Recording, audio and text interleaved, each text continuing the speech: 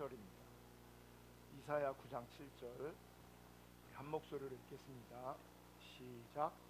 그 정사와 평강의 더함이 무궁하며 또 다윗의 왕자와 그의 나라에 군림하여 그 나라를 굳게 세우고 지금 이후로 영원히 정의와 공의로 그것을 보존하실 것이라. 만군의 여호와의 열심히 이를 이루시리라. 아멘. 오늘은 참신앙인가 유사신앙인가 49번째 시간입니다. 오늘도 지난 시간에 이어서 그리스도의 형상을 이루기까지라는 제목으로 하나님 말씀 나눌 때에 하나님의 은혜가 우리 모두 가운데 함께 할 수 있기를 주님의 이름으로 축복하고, 특별히 하나님의 기준이 선명하게 비춰질 수 있기를 주님의 이름으로 축복합니다. 여러분, 그리스도의 형상을 이루는 것이 온전한 신앙입니다. 그리스도의 형상을 이루는 것이 참된 신앙입니다. 그래서 우리는 그리스도의 형상을 이루는 온전한 신앙, 참된 신앙을 추구합니다.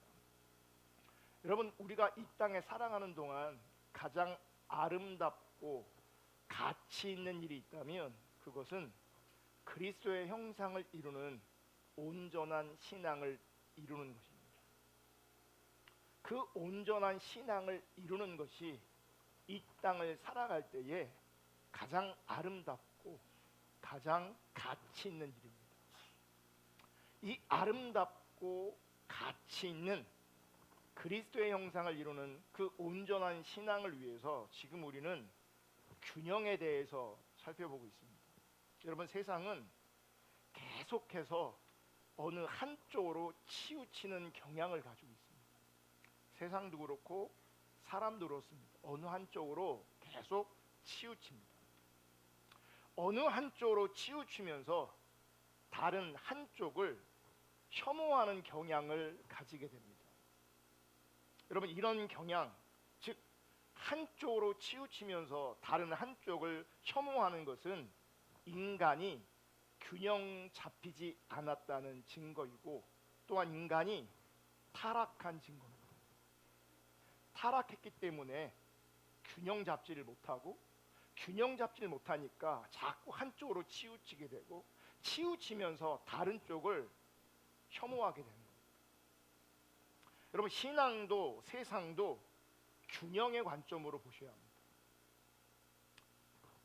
교회 역사를 보면 위대한 종교 개혁자가 있습니다. 장로교에서는 켈빈을 얘기하고, 감리교나 성결교나 또 이 순복음 계통에서는 웨슬리를 얘기합니다. 그럼 웨슬리와 칼빈은 대립의 관계가 아니라 균형과 조화의 관계여야 합니다. 그런데 예전에도 그렇고 지금도 그렇고 신학교에서는 칼빈과 웨슬리가 대립의 관계로 있습니다.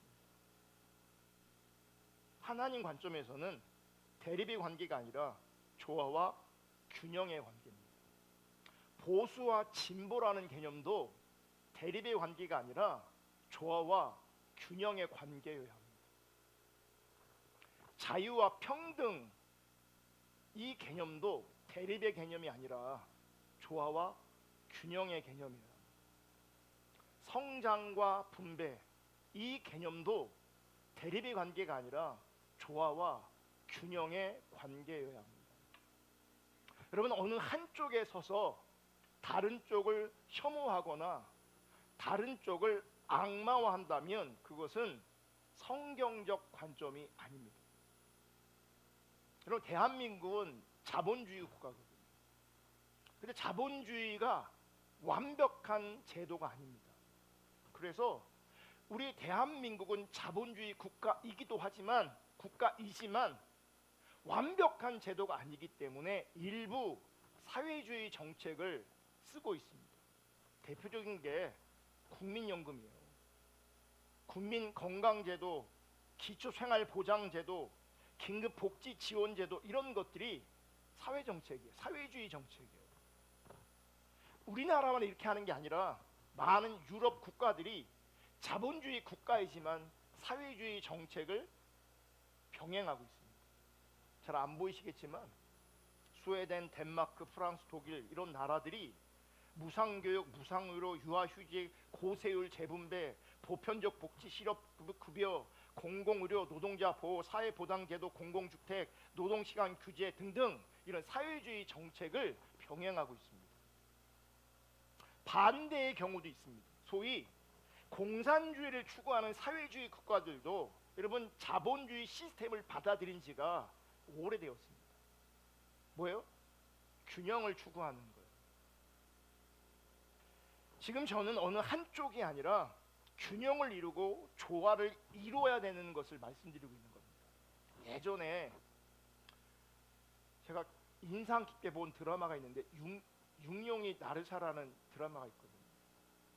여러분들은 하나님만 찾으셔서 잘 모르겠지만 고려가 망하면서 조선이 세워지는 과정을 그린 드라마입니다. 이 드라마에서 새로운 세상을 꿈꾸는 정도전이 이런 말을 합니다. 난세란 무엇이냐? 약자의 지옥이다. 그렇다면 태평성대란 무엇이냐? 강자의 지옥이다. 그럼 이 말대로만 한다면 약자들은 태평성대를 원할 것이지만 강자는 난세를 원할 겁니다. 여러분 이렇게 되면 강자와 약자는 대립의 관계가 되는 겁니다. 그럼 강자와 약자도 조화와 균형을 이루면 서로 함께 사는 세상이 될 겁니다. 균형과 조화를 이루면 우리가 사는 세상 지상 낙원은 아니어도 지옥은 아닐 겁니다.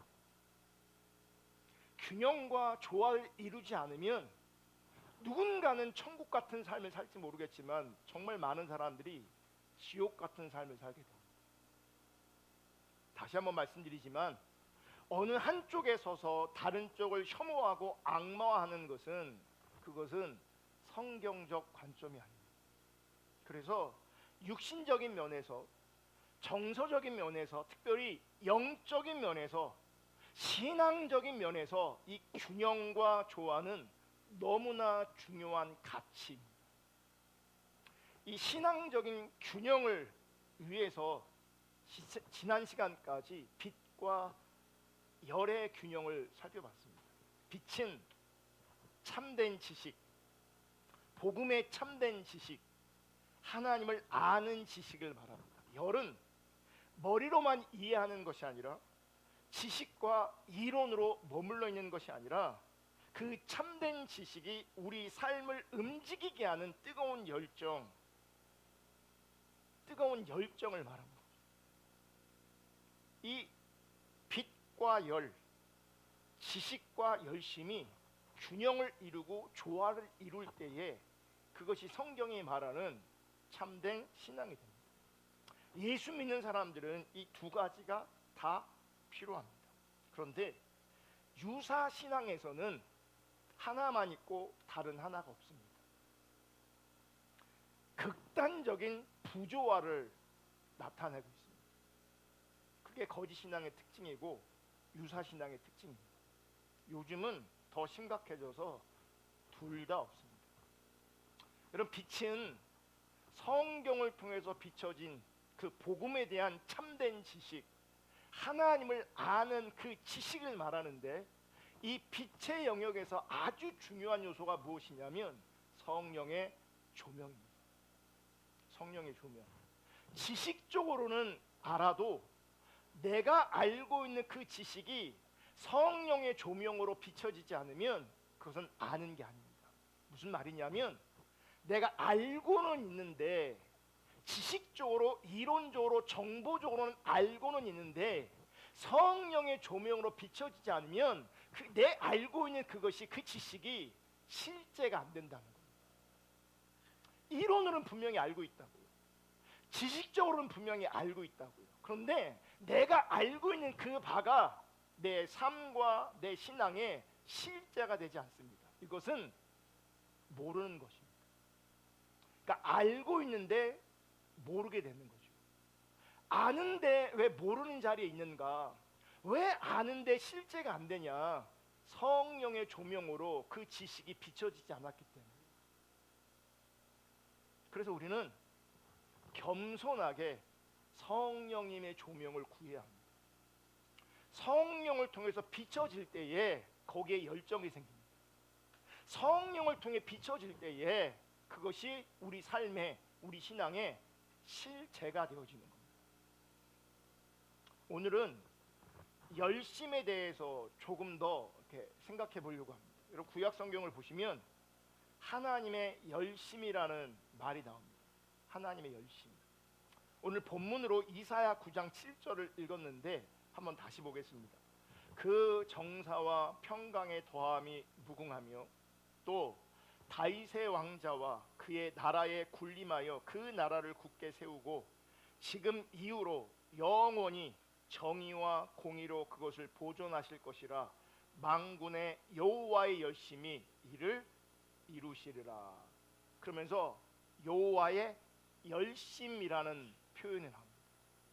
여호와의 열심이 이를 이루실 것이다. 출애굽기 34장 14절을 보면 이런 말씀이 있습니다. 너는 다른 신에게 절하지 말라. 여호와는 질투라 이름하는 질투의 하나님이니라. 출애굽기 34장 14절에서는 하나님을 소개하되 어떤 하나님을 소개하냐면 질투하시는 하나님으로 소개하고 있습니다. 질투라 이름하는 질투의 하나님. 여러분 하나님의 이름 중에 하나가 뭔지 아십니까? 질투였습니다. 질투라 이름하는 질투의 하나님.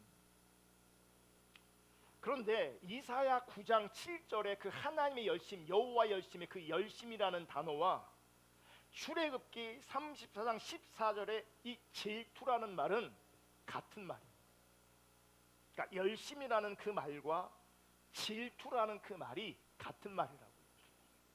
이사야 9장 7절의 열심은 시브리어로 카키나라고 말하는데 그 뜻은 열정, 열심, 질투 이런 뜻을 가지고 있습니다. 그리고 출애굽기 34장 14절에서 이 질투는 칸나라고 하는데 조금 전에 지금 제가 언급한 그 열정의 열심에 해당되는 키나에서 유래된 말입니다. 그리고 성경을 보시면 열심으로 번역된 그 키나가 다른 성경에서는 질투로 번역되기도 합니다. 그러니까 열심이라는 말과 질투라는 말은 같은 의미를 가지고 있는 겁니다.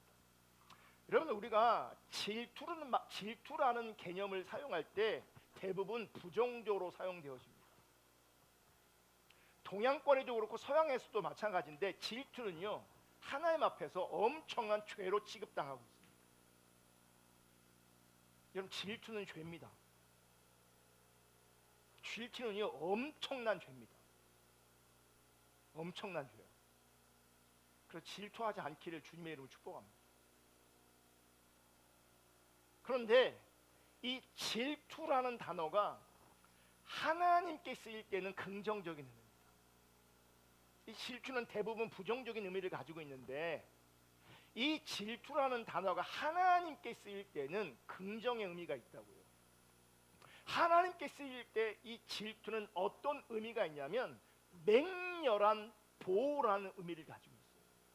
그러니까 불처럼 타오르는 맹렬한 보호라는 개념이 하나님의 질투라는 그 이름의 뜻에 담겨 있다고요. 그러니까 하나님은 하나님이 질투하실 만큼 맹렬하게 지키고 보호하고 싶은 개념이 있다는 거예요. 그러면 하나님은 질투하실 만큼 보호하시는 것이 무엇일까? 언약입니다. 하나님과 우리와의 그 언약 관계를 지키시고 보호하기 원하시는데 단순히 보호하고 지키는 게 아니라 맹렬하게 보호하기 원하시는 거예요. 그래서 그 맹렬한 보호라는 그 의미를 담아내기 위해서 질투라는 단어를 사용하고 있는 거예요. 그래서 하나님의 이름이 질투가 되는 거예요. 그분이 지키고 싶은 언약, 보호하고 싶은 언약인 거예요. 여러분 언약이라는 개념은 혼자 하는 게 아닙니다. 언약의 대상자가 존재합니다. 그래서 언약은 관계적 용어입니다.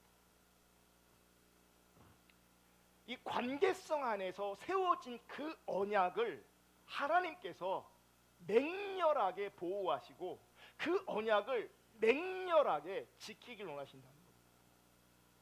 그러면 하나님과 그분의 백성 사이의 이 언약은 하나님께서 자기 백성들을 전적으로 사랑하시며 보호하시고 하나님의 백성은 오직 하나님만을 사랑하고 하나님께만 충성하며 복종하는 것을 그 언약에 담고 있는 거예요. 그것이 언약 관계입니다. 여러분이 하나님과 바른 관계에 있다라고 하는 것은 언약 관계에 있다라고 표현하는 것이고, 그 언약 관계는 하나님은 우리를 사랑하시고 우리를 보호하시는 거고, 하나님의 백성들은 그 하나님만 사랑하고 하나님께만 충성하는 것을 말해요. 그런 관계를 언약 관계라고 말하는 거예요.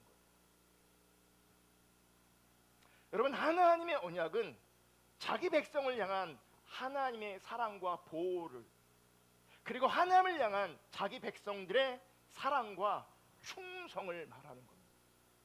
그게 언약 관계입니다. 그 언약 관계를 하나님은 절대로 포기하지 않으십니다. 왜냐하면 하나님은 신실하시기 때문에. 이 언약 관계의 그분은 영원히 신실하십니다. 한 번도 하나님은 그 언약의 관계를 깨신 적이 없고, 도리어 하나님은 그 언약 관계를 지키고 보호하려고 하십니다. 제임스 패커는 이렇게 표현합니다. 하나님의 질투는 지극히 소중한 것을 지키려는 칭송받을 만한 열심이다. 그러니까 하나님의 질투는 열심이다. 무슨 열심이냐? 하나님께서 소중히 여기시는 것을 지키려고 하는 하나님의 열심이다. 여러분, 이런 하나님의 열심을 우리가 발견할 때 우리가 깨달아야 되는 게 있습니다. 언약 관계는 하나님이 열심이 있다면 우리도 누구를 향한 열심이 있어야 돼요? 하나님을 향한 열심이 있어야 돼요. 이게 언약 관계인 거예요. 하나님이 그 언약 관계에 신실하시다면 인간 또한 하나님 앞에 그 언약 관계 안에서 신실해야 합니다. 그래서 하나님께서 자신을 질투하는 하나님이라고 말씀하실 때에는 그분의 백성들에게 완전하고 절대적인 충성을, 신실한 충성을 요구하시는 겁니다. 왜요? 하나님이 그렇게 우리를 사랑하시고 하나님께서 그렇게 그 언약 관계를 지키시고 보호하시기 때문에 또한 우리에게도 그 신실한 충성을, 그 신실한 언약 관계를 우리 가운데 요구하시는 거예요. 만약 그렇게 되지 못하면 하나님께서는 그 어떤 대가를 지불하시더라도 그 언약 관계를 다시금 온전하게 되돌리기를 원하시는 거예요. 그 언약 관계를 하나님께서는 회복시키기를 원하시는 겁니다. 잘못된 언약 관계를 바로 잡기를 원하시는 것입니다. 왜냐하면 하나님은 하나님의 백성들을 여전히 사랑하시고, 하나님은 그분이 세우신, 맺으신 그 언약에 여전히 어제나 오늘이나 내일이나 신실하시기 때문에 그렇습니다. 이사야 9장 7절의 말씀에서 여호와의 열심히 이루신다, 이 말씀은 자기 백성들을 향한 구원의 역사를 질투하시는 사랑으로 이루시겠다라고 하는 하나님의 자기 결단이고 자기 맹세입니다. 내가 그 일을 행할 거야. 내가 그 일을 이룰 거야. 나의 열심으로 그 언약을 세울 거야 라고 주님께서, 하나님께서 말씀하시는 거예요. 그래서 그 하나님의 일을 마치기까지 하나님은 결코 쉬지 않으신다고 말씀하시는 거예요. 쉬지 않으시는 그 하나님, 그것이 하나님의 열심, 그게 하나님의 질투인 것입니다. 여러분, 성경은 이와 같이 하나님을 참되신 분이라고 소개할 뿐만 아니라 하나님을 열심이 있는 분으로, 열심을 가지신 분으로, 열심히 행하시는 분으로 성경은 말씀하고 있다는 거죠. 그러므로 하나님 앞에서, 하나님을 향해서 우리에게도 그 열심을 하나님이 원하시는 겁니다. 아멘. 여러분, 하나님의 열심은 며칠 뜨거웠다가 식는 그런 열심이 아닙니다. 로마서 8장 35절을 보시면 다 같이 읽겠습니다. 시작. 누가 우리를 그리스도의 사랑에서 끊으리요? 환난이나 곤고나 박해나 기근이나 적신이나 위험이나 칼이랴. 여러분, 우리를 그리스도 예수 안에 있는 하나님의 사랑에서 끊을 수 있는 것은 아무것도 없습니다. 아무것도, 예수 안에 있는 그 하나님의 사랑을 끊을 수 있는 것은 아무것도 없습니다. 여러분, 하나님은 자기 백성들을 집요하게 끝까지 사랑하셔서 그 영원한 언약으로 그들의 마음을 돌려놓기로 하시고 그들의 마음을 바꾸기로 하십니다. 이것이 하나님께서 세우신 언약이고 질투를 통해 지키시는 언약의 내용인 겁니다. 이게 굉장히 무서운 말씀이고 무거운 말씀이에요. 잘 들어보세요. 만약 우리가 구원받지 못하고 성경이 말하는 그 참된 신앙이 실제되지 못하는 것이 너무나 심각한 이유는 이런 하나님의 열심과 이런 하나님의 질투를 무력화시키는 것이기 때문에 그래요. 하나님은 어제도 오늘도 내일도 신실하게 하나님의 열심으로 하나님의 뜻을 이루길 원하시는데, 그분은 지금도 그렇게 일하시는데 내가 구원받지 못한다? 내가 참신한 가운데 거하지 못한다? 그것은 내가 하나님의 열심과 그 하나님의 질투를 무력화시키고 있다는 거예요. 여러분, 우리 죄성이, 우리의 교만이 하나님의 열심을 초월해버리는 거예요. 이게 무서운 겁니다. 하나님은 지금도 일하고 계시는데, 여러분 가운데 역사하고 계시는데, 그 하나님의 열심과 일하심이, 그 하나님의 신실하심이 누군가에는 열매를 맺고 있는데 누군가에는 무력화되고 있다고. 하나님 일하지 않는 게 아니라고요. 하나님 일하고 계신다. 그것도 하나님의 질투를 가지고 일하심에도 불구하고 꿈쩍도 하지 않는다. 너무너무 심각한 거죠. 여러분, 하나님의 열심을 보셔야 합니다. 하나님의 질투를 보셔야 합니다. 그래서 우리가 성경을 통해서 배우는 열심은 하나님처럼 지속적이고 포기하지 않고 신실하게 하나님의 뜻을 이루기까지 행하는 열심이에요. 그러니까 하나님도 포기하지 않으시는 것처럼, 하나님도 신실하신 것처럼 우리도 하나님을 향해서 지속적이어야 되고 포기하면 안 되고 신실해야 합니다. 그게 우리에게서 하나님을 향한 하나님의 열심이고요. 하나님의 열심과 우리의 열심이 언약 관계로 나타납니다. 룻기 3장 18절 보시면 이런 말씀이 있어요. 보아스의 성품이 나오거든요. 다 같이 한번 읽어볼게요. 시작. 이에 시어머니가 이르되 내 딸아, 이 사건이 어떻게 될지 알기까지 앉아 있으라. 그 사람이 오늘 이 일을 성취하기 전에는 쉬지 아니하리라. 지금 이 말씀은 보아스를 칭찬하는 겁니다. 보아스를 칭찬한다는 그 말은 뭐냐면, 지금 보아스가 하나님의 형상을 닮았다는 거예요. 하나님 그분을 닮았다는 거예요. 뭐가요? 그분의 성품이에요. 그러니까 보아스는 지금 하나님께서 율법을 통해 주신 그 계명 앞에서 자신이 감당해야 될 그 몫을 회피하지 않습니다. 그 일을 이룰 때까지 쉬지 않고 있다고 말해요. 그러니까 하나님의 뜻 앞에, 하나님의 기준 앞에 그는 멈추지 않습니다. 그는 신실하게 쉬지 않고 하나님의 뜻을 이루어갑니다. 쉬지 않고 하나님의 뜻을 담아내고 있는 거예요. 여러분, 사도 바울은 로마서에서 복음의 영광스러운 교리를 설명한 다음에 이렇게 권면합니다. 로마서 12장 11절 다시 읽습니다. 시작. 부지런하여 게으르지 말고 열심을 품고 주를 섬기라. 영광스러운 은혜의 교리를 설명한 이후에 바로 말씀하고 있는 것이, 우리 가운데 요구하고 있는 것이 무엇이냐면, 부지런하여 게으르지 말고 열심을 품고 주를 섬기라 합니다. 이것을 원어적으로 이 직역하면 이렇게 됩니다. 열심에 있어 게으르지 말고 영 안에서 뜨겁게 타오르며 주님을 섬겨라. 우리 개역 성경에는 뭐가 빠져 있냐면 성령이 빠져 있어요. 근데 원어 성경에는 뭐가 있냐면 성령이라는 단어가 들어가 있어요. 그래서 열심히 있어 게으르지 말고 영 안에서 뜨겁게 타오르며 주님을 섬겨라. 여기서 열심을 품으라 그랬잖아요. 열심을 품고 주를 섬기라. 이 열심을 품으라에 해당되는 하나님의 뜻은 성령 안에서 우리가 뜨겁게 타오르기를 원하시는 겁니다. 이거는 감정을 얘기하는 게 아니에요. 감정의 뜨거움을 얘기하는 게 아니에요.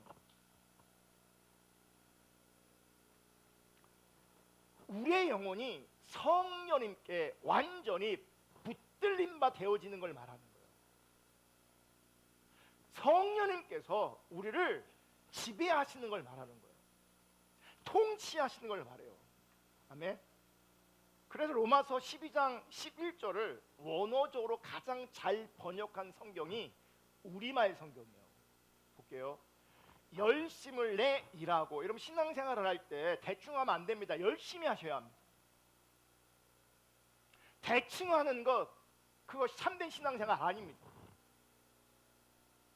대충 예배하는 거, 대충 기도하는 거, 대충 성경 읽는 거, 그거 바른 신앙이 아니라고요. 제가 목회하면 정말 아쉽고 어려운 마음이 드는 것 중에 하나가 뭐냐면 많은 사람들이 자기 생존에 달린 일을 할 때는요 최선을 다합니다. 생존에 관련된 일은 최선을 다하더라고요. 자기 거에 관련된 일은 최선을 다합니다. 하나님 앞에서는 열심을 내지 않습니다. 대충해요. 정말 대충해요. 근데 하나님 앞에서는요 그 어떤 것보다도 하나님 앞에 우리가 열심을 내야 돼요. 열심을 내 일하고 성령으로 뜨거워진 마음으로 어떻게 하라고요? 주를 섬기십시오.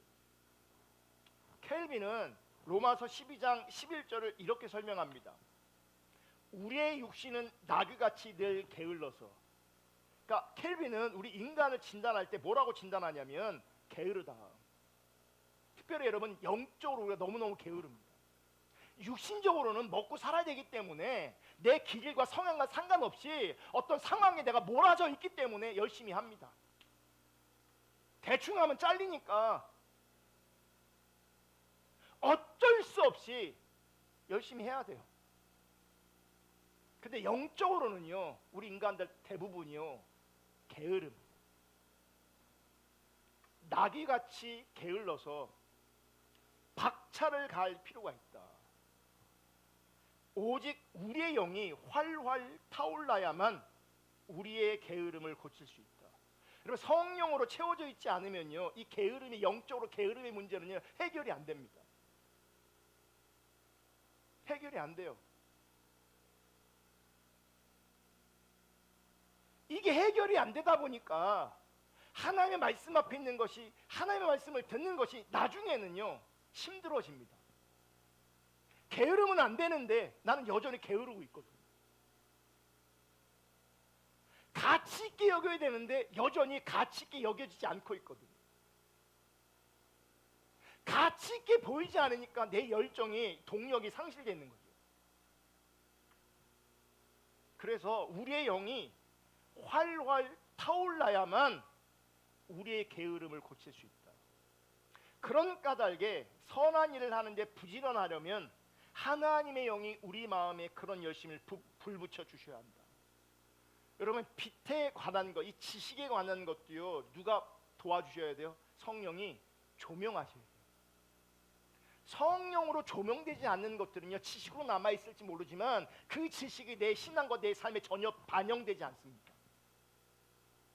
아는데, 그래서 그 아는 것을 말할 수는 있는데 내 신앙과 삶으로 반영되지 않으니 누군가가 나를 볼 때 변화되었다라고 진단하지 못하는 겁니다. 교회를 오래 다니긴 했는데, 권사가 되긴 하고 장로가 되긴 했는데, 목사가 되기도 하는데 누군가가 바라볼 때는 여전히 변화되지 않은 거예요. 왜냐하면 그게 성령의 조명으로 비춰지지 않았기 때문에. 열심도 우리의 열심에는 한계가 있어요. 우리가 그런 존재가 아니고 천성적으로 본능적으로 우리는 게으르다니까요. 정말 어떤 분들은 부지런한 분들이 있어요. 다양한 영역에. 특히 영적으로도 부지런한 분이 있거든. 어떤 면에서 그 부지런하다는 것은요, 엄청난 은혜가 그분에게 임하는 거예요. 보편적으로는요, 부지런할 수 있는 존재가 아니에요. 우리가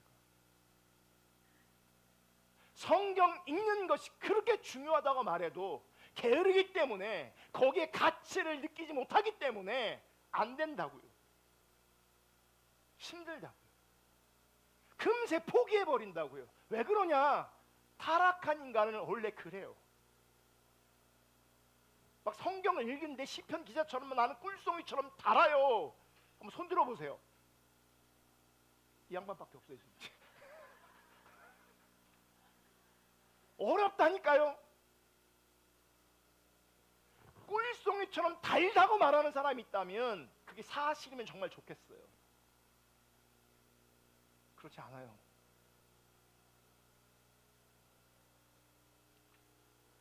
열심을 내는 이 관점에서도 반드시 성령께서 우리 가운데 역사하시라. 칼빈은 이어서 이렇게 얘기합니다. 여기서 어떤 사람들은 그런 열심은 성령에 주셔야 하는데 왜 바울은 우리에게 이런 열심을 품으라고 권면하는가 반문합니다.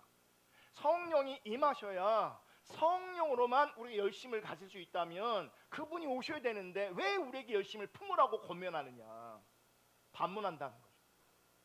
나의 대답은 그런 열심이 하나님의 선물인 것은 사실이지만 대체로 우리는 우리 자신의 잘못 때문에 성령을 질식시키거나 소멸시키려는 까닭에 자신의 나태함을 떨쳐버리고 하나님에 의해 불비춰진 열심을 품는 것은 믿는 자들에게 주어진 본분이다.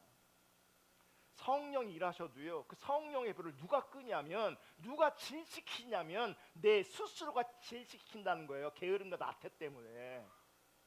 그래서 그것을 부정하고 부인하고 성령님께서 내 안에 뜨겁게 역사하실 수 있도록 뭐 해야 돼요? 주를, 열심을 품고 주를 섬겨야 된다. 그럼 복음을 안다고 말하는 사람들이 복음을 아는 것이 어떻게 드러날까요? 기본적으로는요, 전제가 있어요. 지금 우리는 복음을 안다고 말하거든요. 오늘날 근데 전도가 안 되거든요. 전도가 안 돼요. 저희 교회 역사가 그래도 꽤 됐거든요. 여러분 한 분 한 분이 5사람만 데리고 왔어도 여기 그득할 겁니다. 현실은 한 사람도 못 데리고 오고 있습니다. 현실은 제가 그 요구하지도 않아요. 그렇게 데리고 온들 숫자를 채우고 자리를 채우는데 그게 의미 있는 것이 아니기 때문에 제가 전도를 여기 채우는 것을 그렇게 강조하거나 그렇게 요구하고 있지 않습니다.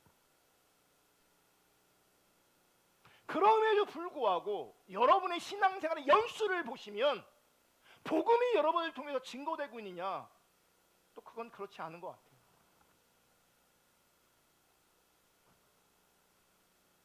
왜 복음을 안다고 말하는데, 왜 복음을 믿는다고 말하는데 그 복음이 우리 가운데 증거되지 않느냐? 기본적인 전제가 뭐냐면 내 심령 가운데, 내 마음 가운데 그분이 계셔야 돼요. 성령이 계셔야 돼요. 성령께서 복음의 말씀으로 성령이 그 복음을 우리 안에 불을 질리셔야 돼요. 우리 심령 가운데 복음의 불이 타올라야 된다고요. 복음을 견고히 우리가 붙잡아야 된다고요.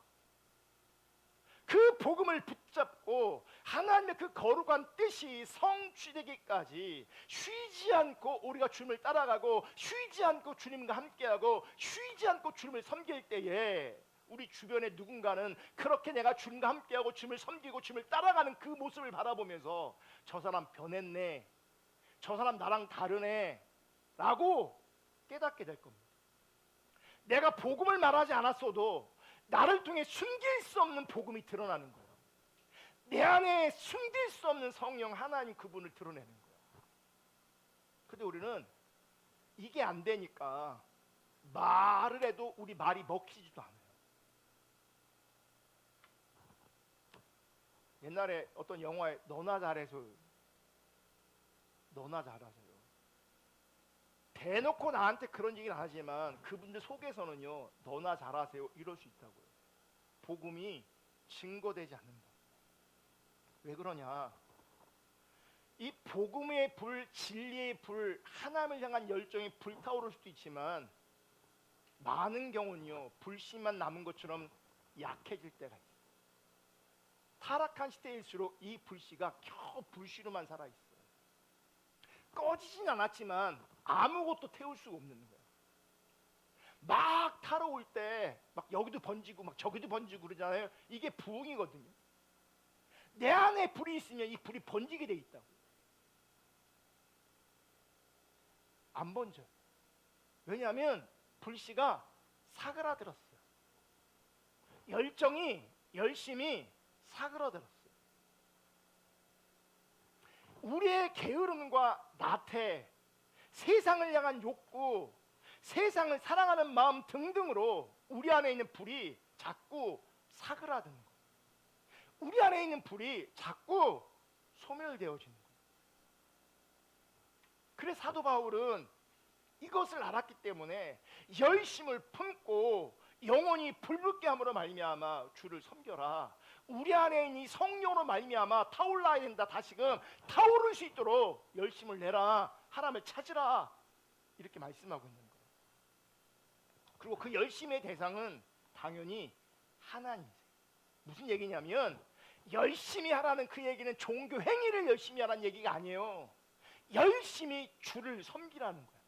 열심히 주의 뜻을 찾으라는 거예요. 열심히 그분의 뜻 앞에 충성하라는 거예요. 그분의 뜻 앞에 순종하라는 거예요. 그러면 그럴수록 우리 안에 있는 성령의 불이 점점점 뜨겁게 타오르게 됩니다. 그럼 더 온전하게 주님을 섬길 수 있게 되어지는 거예요. 아멘. 하나님께서 인간들을 사랑하시고 보호하시고 하나님의 열심으로 우리 가운데 일하시는 것처럼 우리 또한 하나님에 대한 사랑과 충성과 복종에 열심을 낼 수 있기를 주님의 이름으로 축복합니다. 로마서 12장 1절부터 보시면 그래서 이렇게 권고해요. 바울이 그러므로 형제들아 내가 하나님의 모든 자비하심으로 너희를 권하노니 너희 몸을 하나님이 기뻐하시는 거룩한 산 제물로 드리라.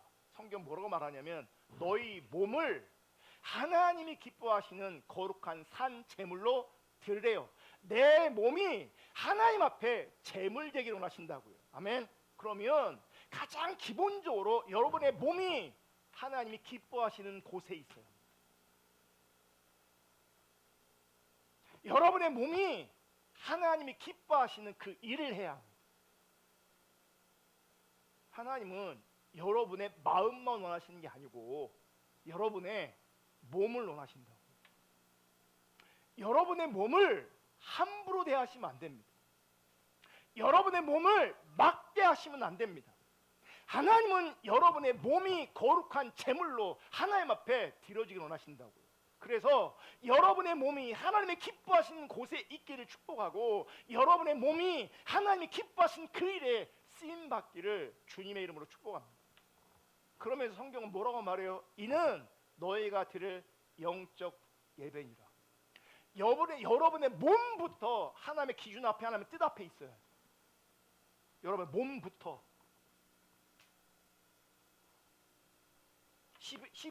2절 보시면 그러면서 이어서 너희는 이 세대를 본받지 말고 오직 마음을 새롭게 함으로 변화를 받아. 여기서 마음은요 감정을 말하는 게 아니에요. 감정을 포함한 사고, 인식, 판단력 등등을 마음이라고 표현하고 있는 거예요. 감정만 말하는 게 아니에요. 그러니까 감정은 뜨거운데 판단을 못하고 사고를 못하고 인식을 못하는 사람이 있어요. 즉 분별력이 없는 사람이 있다고요. 근데 본인은 여기가 뜨거우니까 감정이 뜨거우니까 자기가 하나님 사랑하는 줄 알아요. 여기가 뜨거운 게 하나님 사랑하는 게 아니에요. 지금 다음 주면 참된 신앙인가 유사 신앙인가 이 시리즈 설교가 끝납니다. 다음 주가 50번째 되는 주거든요. 지금 준비하고 있어요. 마무리를 어떻게 할까 준비하고 있는데, 여러분 기독교 역사를 보면요, 기독교 역사를 보면 우리나라도 마찬가지인데 이단의 시조라는 사람이 있어요. 김성도라는 여자가 있거든요. 여기서 통일교도 연결돼 있어요. 통일교도 온갖 이단들이 여기서 연결돼 있어요. 어떤 면에서는 그가 훌륭한 면도 있을지 모르겠지만 그 사람은요, 자기 삶의 자리에서 억압이 많고 상처가 많아서 기도하다가 뭔가 입신하고 천국 갔다고 환상도 보고 막 그러거든요. 막 예언도 하고 막 그래요. 신의 역사가 나타나고 막 그래요. 근데 그런 사람들의 특징이 뭔지 아세요? 여기가 뜨거워요. 여기가 뜨거우니까 분별력이 상실돼 버려요. 하나님의 음성이 아닌데 하나님의 음성처럼 들리는 게 많다고요. 하나님이 말씀하신 적이 없는데 본인이 하나님의 음성으로 취해버려요. 이런 사람들이 사단이 갖고 놀기 너무 쉬운 거예요. 감정을 뜨겁게 하고 뭔가 보여주고 비춰주고 체험하게 하잖아요. 다 넘어갑니다. 왜? 분별력이 없기 때문에. 너희는 이 세대를 본받지 말고 마음을 새롭게 함으로 변화를 받아. 이게 명령형이에요. 한국말은, 한국 성경은 그 의미가 명확하지 않아요. 너는 하나님께서 뭐라고 하면 명령으로 말씀하세요. 너는 변화를 받아야 돼. 반드시 날마다 새롭게 돼야 돼. 이렇게 명령하시는 거라고요. 그러니까 우리가 하나님을 향한 열심이 있다면 매일매일 우리의 마음이 새롭게 되어져야 돼요. 매일매일 현지형으로 매일매일 달라져야 되고 매일매일 좋아져야 되는 거예요. 아멘. 게으르면 멈춰버린다고요. 하나님의 선하시고 기뻐하시고 온전하신 뜻이 무엇인지 분별하도록 하라.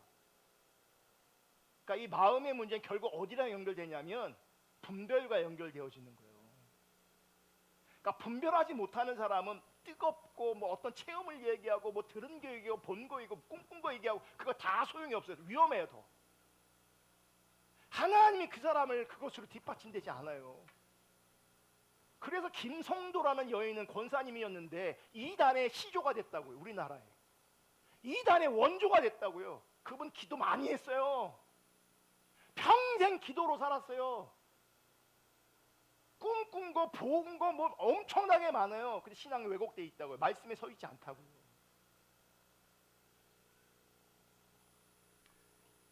(3절) 내게 주신 은혜로 말미암아 너희 각 사람에게 말하노니 마땅히 생각할 그 이상의 생각을 품지 말고. 잘 들으세요. 마땅히 생각할 그 이상의 생각을 품지 말고, 아주 쉽게 얘기해서 쓸데없는 생각하지 말고, 자신을 지나치게 높게 평가하지 말고, 자신을 과신하지 말고, 자기 중심적으로 사고하지 말고, 오직 하나님께서 각 사람에게 나누어 주신 믿음의 분량대로 지혜롭게 생각하라. 말씀에 보면 2절에 너희는 이 세대를 본받지 말고 그랬어요. 여러분, 우리가 이 세상 풍속을 본받으려고 하면 할수록, 이 세상 풍속을 따라가면 따라갈수록 성령께서 우리 안에 붙여주신 불은 꺼지게 돼 있습니다. 그런데 이 세대를 본받는다는 것은 단순히 세상을 따라가는 것을 의미하는 게 아닙니다. 그러니까 만약 여러분들이 적극적으로 세상을 따라가고 있다면 여러분 안에 심겨진 그 불은 점점점 꺼지고 소멸될 겁니다.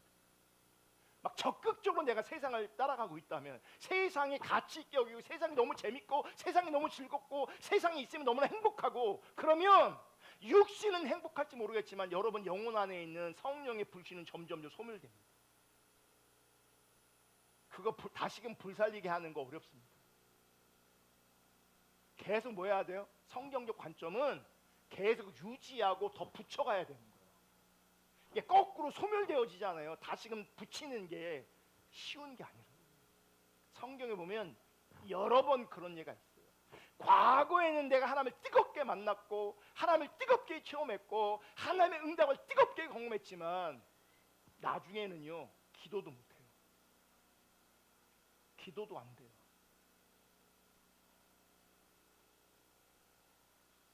여러분, 이 세대를 본받는다는 것은 하나님의 통치와 다스림에서 벗어나 죄의 지배를 받고 있는 것을 말합니다. 단순히 세상을 따라가고 세상과 함께하는 게 문제 본질이 아니고요, 하나님의 통치 바깥으로 벗어나 있다는 걸 말합니다. 하나님의 지배 아래 있는 게 아니라 죄의 지배 아래 있는 것이고, 죄의 지배 아래 있는 것은 자기 중심성을 말하는 거예요. 여러분, 자기를 부인하지 않고 자기를 따라가면 성령께서 우리 안에 붙여주신 그 불은 꺼지게 됩니다. 여러분, 삼위일체 하나님 보시면 서로에 대한 하나님의 열심이 있습니다. 서로에 성부, 성자, 성령 하나님께서는 동일한 뜻, 동일한 마음, 동일한 열심이 있어요. 문제는 인간은, 나는 내 안에 너무나 많은 내가 있다는 거예요. PPT 다음 거 보시면 보세요. 내 안에 제가 표현한 나가 있는데 이거보다 더 있을 수 있어요. 지금 살아가고 있는 나, 되고 싶은 나, 나를 사랑하는 나, 나를 미워하는 나, 나를 드러내고자 하는 나, 나를 숨기고자 하는 나, 전시되고 진열되는 나, 절대로 누구에게도 들키고 싶지 않은 나, 엉망진창인 나, 뻔뻔한 나, 교묘한 나, 교만한 나, 어리석은 나, 더러운 나, 괜찮은 나, 인정받고 싶은 나 등등등 많은 내가 내 안에 살아있단 말이에요. 어떤 나는 내 안에 같이 존재하면 안 될 것 같은데 존재하고 있어요. 수많은 내가 내 안에 있다고. 그러면 도대체 나는 누구인가? 여러분, 누굽니까? 나는 이런 사람입니다 라고 말하지만 바로 달라질 수 있는 게 또 나예요. 여러분, 결혼하면 아주 중요한 것 중에 하나가 뭐냐면, 유익 중에 하나가 뭐냐면, 내가 모르는 나를 상대를 통해서 알게 됩니다. 나는 인정하기 싫은데 정확하게 진단되어지는 나를 보게 됩니다. 그러니까 내가 모르던 나를 누군가를 통해 다시 또 다른 나를 발견하게 되는 거예요. 여러분, 내 안에는요, 내가 너무 많아요. 나는 누구냐? 그러니까 뭐예요? 내가 많을수록, 나란 존재가 내 안에 많을수록 하나님 나라와 하나님의 뜻에는 관심이 없게 됩니다. 여전히 나의 관심은 나에게 있게 되어지고, 나에게 있다는 것이 여러분 이 세대를 따라가고 있는 거예요. 하나님의 통치 바깥에서, 죄의 지배 아래에서 내 안에 있는 나를 이렇게 따라가고 또 저렇게 따라가고, 이렇게 따라가고 저렇게 따라가고 있는 거예요. 그것이 많은 경우는 세상과 연결되어 있어요. 여러분, 나라는 존재가 부인되어져야 합니다. 나라는 존재가 단순해져야 합니다. 그래야 하나님의 뜻에 나를 일치시킬 수가 있는 거예요. 자, 삼위일체가 놀라운 게 뭐냐면, 성부 하나님이 계시고 성자 하나님이 계시고 성령 하나님이 계신데 정확하게 어떻게 됩니까? 일치가 됩니다. 정확한 일치. 주님이 내 안에, 내가 주님 안에 거하려면요, 여러분이 부인되어지고 내가 단순해져야 돼요. 내 안에 여러 가지 내가 있으면, 내 속에 내가 너무 많으면 그분은 신앙생활하기가 어려워요. 대표적인 내가 누구야? 하나님 뜻대로 살고 싶은 내가 있는데 세상이 너무 좋은 내가 또 있어요. 안 그래요? 그 상태로 어떻게 주님을 담을 수 있겠냐고요. 내가 이렇게 많은데.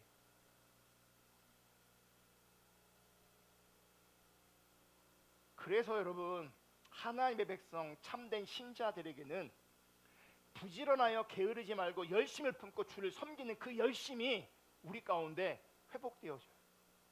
단순하게 하나님 그분을 바라보면서 하나님 그분 앞에 그분의 뜻에 부지런할 수 있기를 주님의 이름으로 축복합니다.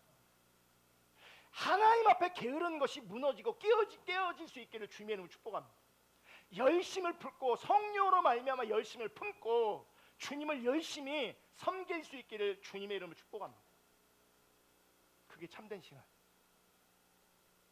복음을 아는 증거를 입으로만 말하는 게 아니라 하나님의 거룩한 뜻이 내 삶을 통해 드러나기 위해서 주님 앞에 열심을 낼 수 있기를 주님의 이름으로 축복합니다. 사도 바울이 말하고 있는 열심은 단순히 예배 시간에 눈물 쏟고 땀을 내는 열심이 아닙니다. 주일에는 뜨겁게 타올랐다가 월요일 아침에는 식어버리는 그런 열심을 말하는 게 아니에요. 사도 바울이 말하는 주를 향한 참된 열심은 신자의 삶 전체를 끌고 가는 힘이어야 되고요, 삶의 방향을 바꾸는 힘이어야 합니다. 날마다 하나님 말씀 앞에 새롭게 되십니다. 더 온전해져야 되고 더 건강해져야 되고 더 성숙해져야 되는 거예요. 그런 은혜가 있기를 주님의 이름으로 축복합니다. 어떤 어려움 속에서도 꺼지지 않는 불이 있기를 주님의 이름으로 축복합니다. 힘들어도 주님을 찾고 편해도 주님을 찾는 것이 본질 될 수 있기를 주님의 이름으로 축복합니다.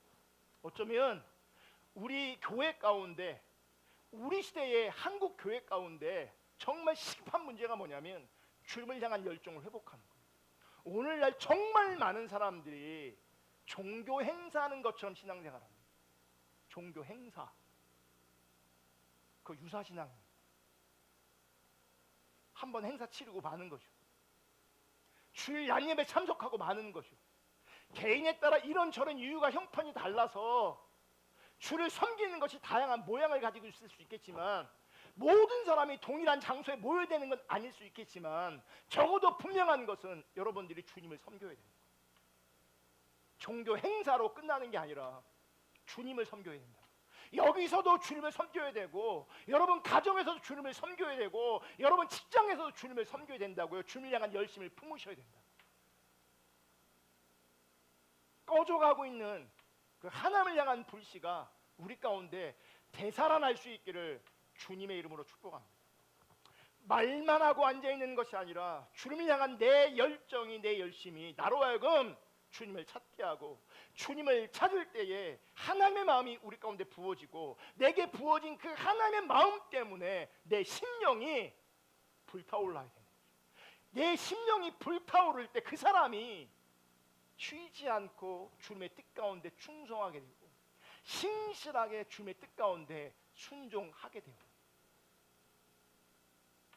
여러분, 하나님 자신과 하나님 나라와 하나님의 뜻에 우리의 열정과 열심이 회복될 뿐만 아니라 더 뜨거워질 수 있는 은혜가 부어지기를 주님의 이름으로 축복합니다. 아멘. 다음 주에 이어서 하겠습니다. 찬양하고 기도하겠습니다.